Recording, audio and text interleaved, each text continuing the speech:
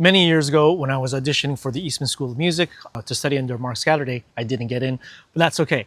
Mark Scatterday would say that the conductor is responsible for knowing so much about music, knowing music history, knowing music theory, knowing all those things, musicology, that you can hold your own with any other faculty member at a theoretical party or whatever. And at the time, I thought, man, that's asking quite a lot. No one else seems to know all that. Everyone is usually just a specialist in one thing, and then they acknowledge that they're weak at everything else.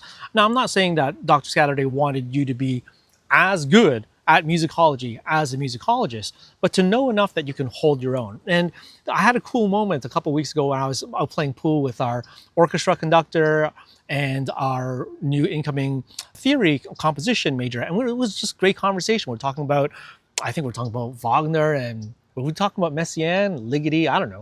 We were talking about cool stuff that isn't normally within the realm of band conductors.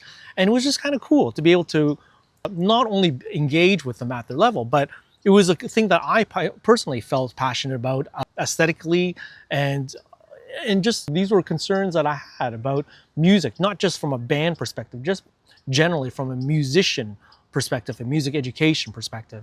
Part of that was because during my master's, my professor, Charles Peltz, he said, everyone's got these weaknesses, and this is your time, your master's, to plug in those holes. And for me, one of my weaknesses was contemporary music theory in general, but contemporary music theory.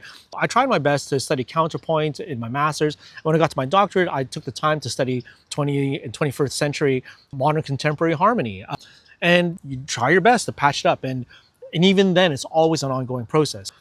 You conductors, whatever you conceive of as your weakness, take the time to patch in those holes, because it does make a difference, not just for hanging out conversations with your friends, but honestly, your understanding of music theory, music history, musicology does shape what repertoire you choose, what you think is good repertoire, and then even when you deal with repertoire, how you deal with it. Oh, it's a gigue. Do you know what a gigue is? And have you ever danced a gigue? And it informs so much of your conducting.